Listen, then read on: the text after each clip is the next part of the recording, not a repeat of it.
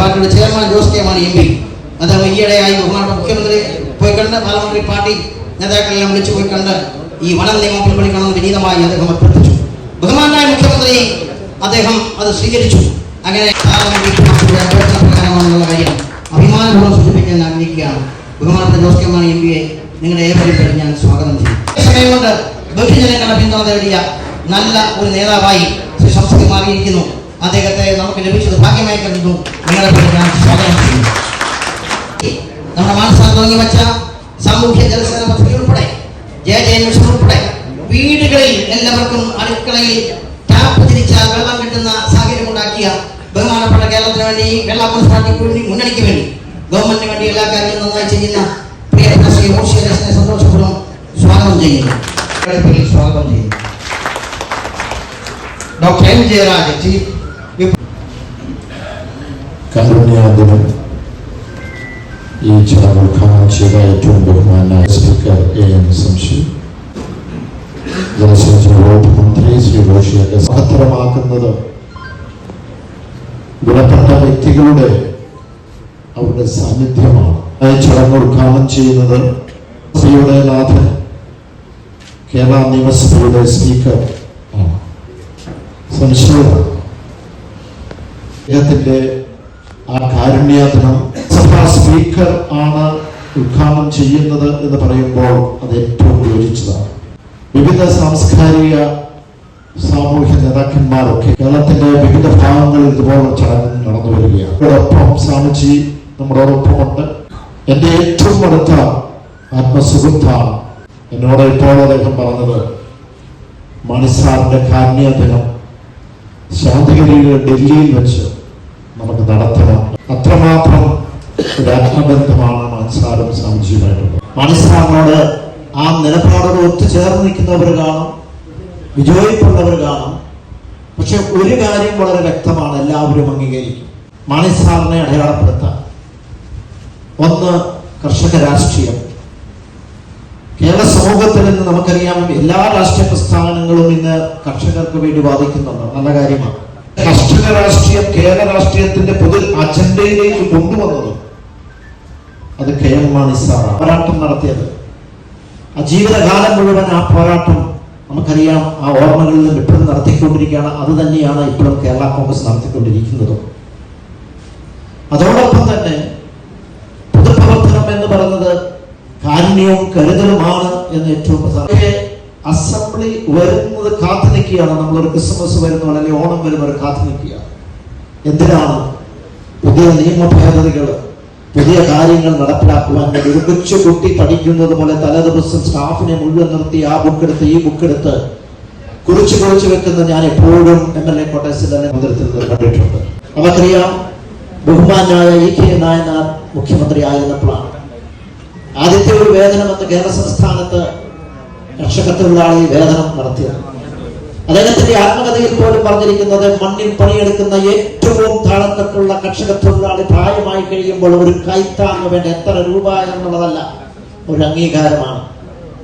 അങ്ങനെ കർഷക തൊഴിലാളി വേതനത്തിൽ നിന്ന് ആരംഭിച്ചു പല കാര്യങ്ങളും. ഞാൻ ദീർഘമായ കാര്യങ്ങളിലേക്ക് പോകുന്നവിടെ എനിക്ക് ഏറ്റവും സംതൃപ്തി തോന്നിയത് കാരുണ്യ പദ്ധതി. അതിന്റെ പേര് തന്നെ കാരുണ്യം എന്ന് തന്നെയാണ്. നമുക്ക് മാരക രോഗം പിടിപെട്ടു കഴിയുമ്പോൾ ആരുമില്ലാതെ കടക്കടിയിൽ ചെന്നെത്തുമ്പോൾ ഒരു നിവേദനവുമില്ലാതെ ആരെയും സമീപിക്കാതെ നേരെ അതിന്റെ ആപ്ലിക്കേഷൻ കൊടുത്താൽ 2 ലക്ഷവും 3 ലക്ഷവും ലഭിക്കുന്ന, അതും ജനങ്ങളിൽ നിന്ന് പിരിച്ച പണം ലോട്ടറിയിൽ കൂടെ.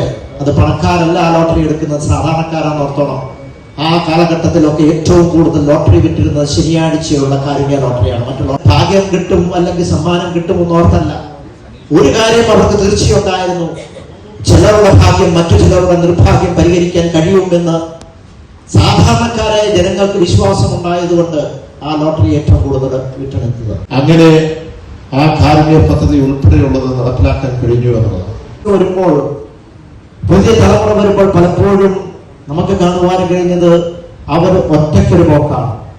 അവരുടെ കൂടെ കമ്പാനിയനായ ഒരു സാധനം മാത്രമേ ഉള്ളൂ, മൊബൈൽ മാത്രം. മൊബൈലിലേക്ക് നോക്കി മാത്രം കുനിഞ്ഞിരുന്ന് യാത്ര ചെയ്യുന്നത്, അത് ബസ്സിലാണെങ്കിലും ട്രെയിനിലാണെങ്കിലും ബസ് സ്റ്റോപ്പിലാണെങ്കിലും നമുക്ക് കാണാൻ കഴിയും.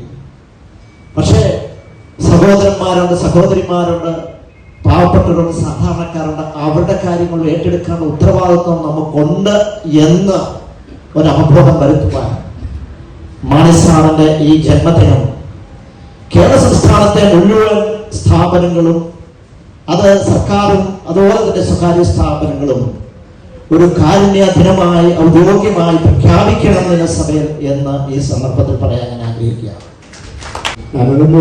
എല്ലാ ആശംസകളും.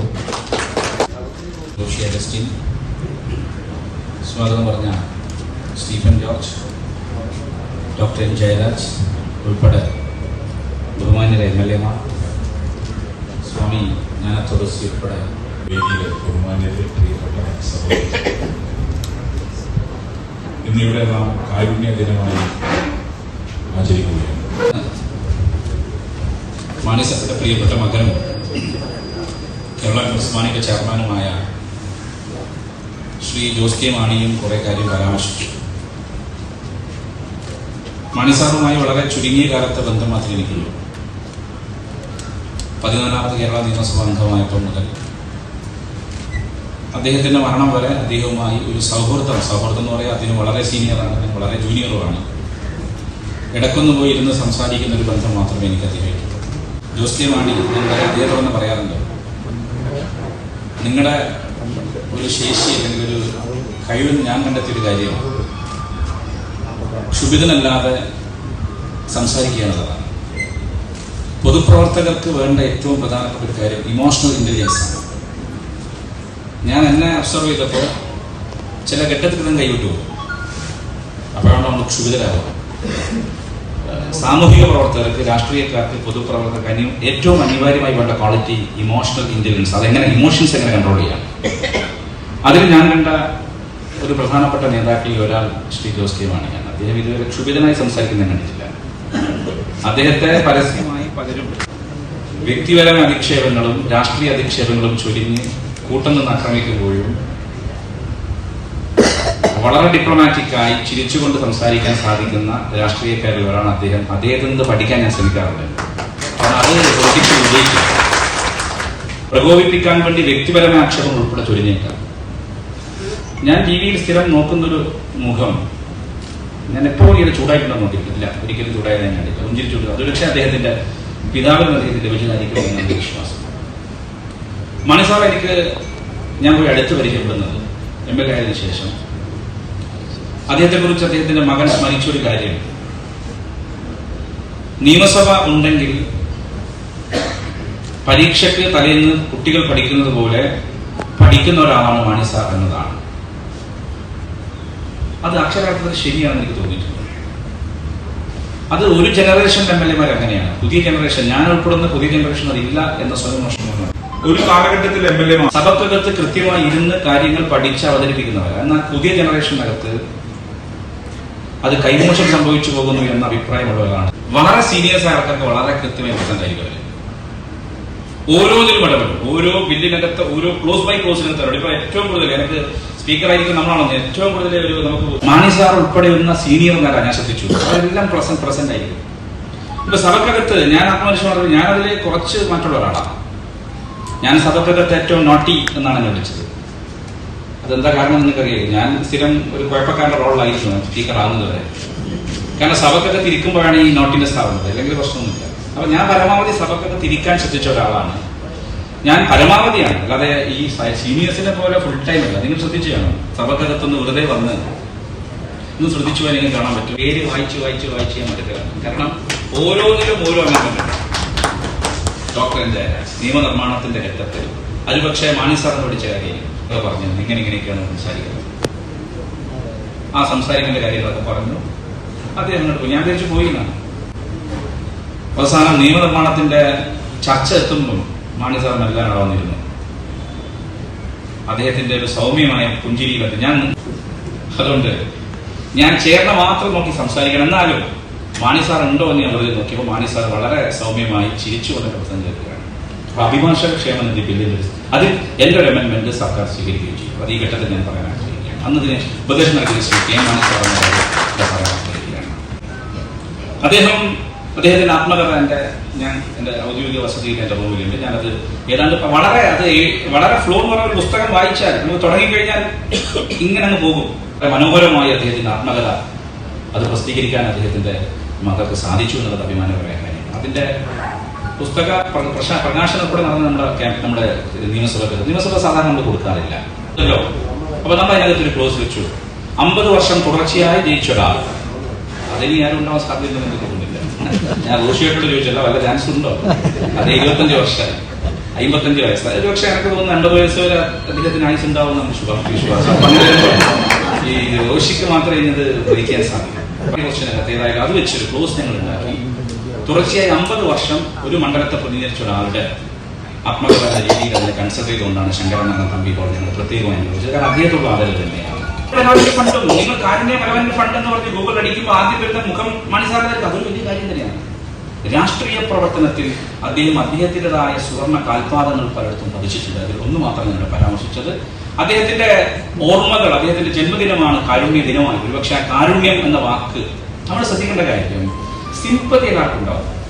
അയ്യോ പാവപ്പ, അയാൾ നല്ലോനേനും സിമ്പതി അതല്ല വേണ്ടത്, എമ്പതി, അനുകമ്പ.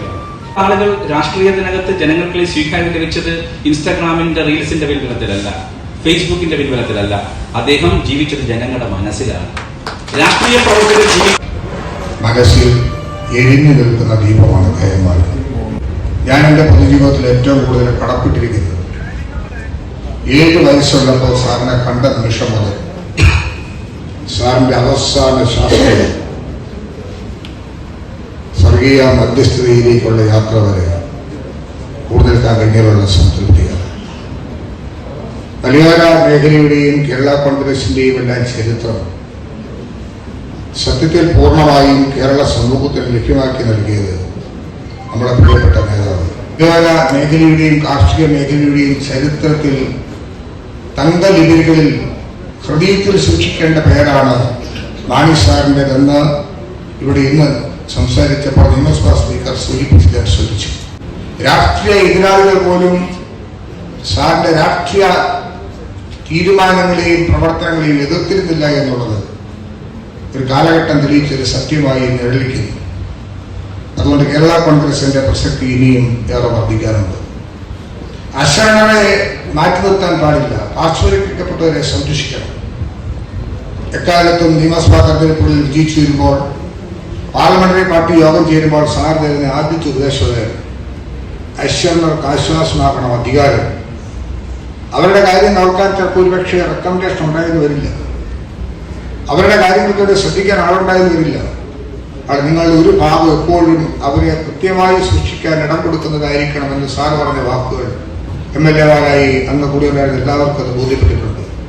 ഒരുപക്ഷെ കേരളത്തിൽ മാത്രമല്ല ചരിത്രത്തിൽ തന്നെ കാരുണ്യ സഹായനിധി ഒരു വലിയ അനുഭവമായിരുന്നു കേരളത്തിൽ.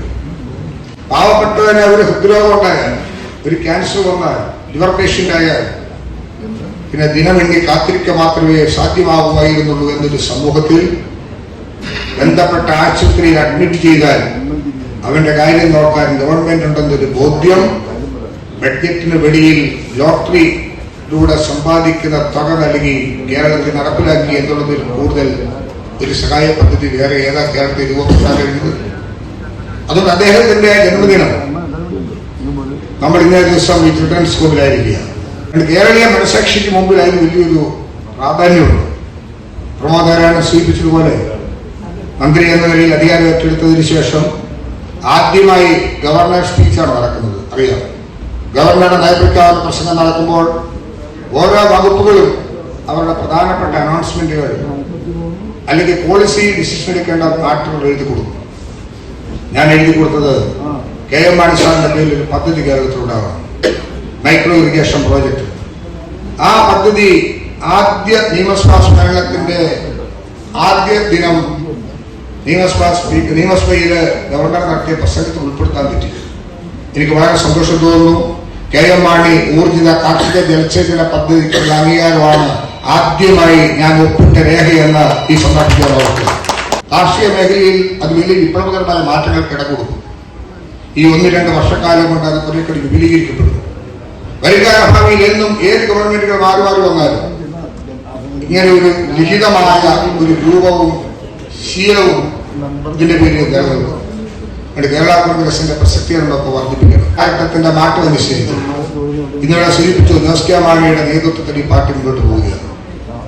കെ എം മാണി എന്ന പേര് ഉപയോഗിക്കാൻ കേരള കോൺഗ്രസ് ആധികാരികതയും അതിന്റെ സർവ്വ സ്വാതന്ത്ര്യമുള്ള ആ നിലപാടുകൾ ഉറച്ചു നിൽക്കാൻ കഴിയുന്ന, ഒരു കാലത്ത് ഇത് വിസ്മരിക്കപ്പെടാൻ പാടില്ല എന്ന് ഉറപ്പുള്ള ഒരു വ്യക്തിയുടെ കൈകളിലായിരിക്കണം ഈ പാർട്ടി എന്നുള്ളത് കൊണ്ട് ജോസ് കെ മാണിയുടെ ചെയർമാൻ എന്നുള്ള പദം കെ എം മാണി സാറിന് തുല്യമായി എഴുതിച്ചേർത്ത് കേരളത്തിൽ പോകാൻ നമുക്ക് സാധിക്കാറുണ്ട്. ആ സമീപകാലത്ത് എന്തെല്ലാം വിഷയങ്ങൾ ഞാൻ ആണയിട്ട് പറയുന്നു. കേരള കോൺഗ്രസിന്റെ കാലഘട്ടത്തോട് വന്ന വളർച്ചയിലുണ്ടായിട്ടുള്ള വീഴ്ചകളും പരിമിതികളും എല്ലാം നമുക്കറിയാം. ജോസ് കെ മാണിയുടെ നേതൃത്വത്തിലുള്ള കേരള കോൺഗ്രസ് പുരാത്തിന്റെ കാലഘട്ടം അവസാനിച്ചു എന്ന് കേരളത്തിൽ പറയുന്ന രാഷ്ട്രീയ പാർട്ടികൾ മാറുക. ഇവിടെ പറഞ്ഞല്ലോ, സ്വാമി പറഞ്ഞപ്പോ പോലും പറഞ്ഞ ശ്രദ്ധിച്ചു, ഡിവിഷനാണ് കേരള കോൺഗ്രസിനെ കൊണ്ടുവരുന്നത്. കാലാകാലം ഡിവിഷൻസ്, ആ ഡിവിഷൻസിന്റെ കാലഘട്ടം തോന്നുന്നു. കളിക്കുമ്പോൾ നമ്മുടെ കൈകൾക്ക്, നമ്മുടെ കരങ്ങൾക്ക് ശക്തി പകരുന്നത് ബഹുമാന്യ നമ്മുടെ നേതാവിന്റെ മനസ്സിലെ നമ്മുടെ തീക്ഷ്ണമായ ചിന്തകളാണെന്നുള്ള ഓർമ്മയിൽ ഈ പാർട്ടി മുന്നോട്ട് പോവുകയാണ്. എല്ലാവിധ ആശംസകളും നേരുന്നു. തീർച്ചയായിട്ടും നമുക്ക് ഒരുമിച്ച് മുന്നേറാൻ കഴിയുന്ന ശക്തിയാണ് ഓരോ ജന്മദിനവും. അദ്ദേഹത്തിന്റെ ഓരോ ജന്മദിനവും നമുക്ക് ശക്തി പകരുകയാണ്, ഊർജിതമായ ശക്തി പകരുകയാണ്. ആ ഓർമ്മകളിലൂടെ നമുക്ക് ഈ പാർട്ടിയെ നയിക്കാനുള്ള ഉത്തരവാദിത്വം ഏറ്റെടുക്കാമെന്ന് മാത്രം സൂചിപ്പിച്ചുകൊണ്ട് എല്ലാ ആശംസകളും നേർന്നുകൊണ്ട് സ്വീകരിക്കട്ടെ. നന്ദി, നമസ്കാരം.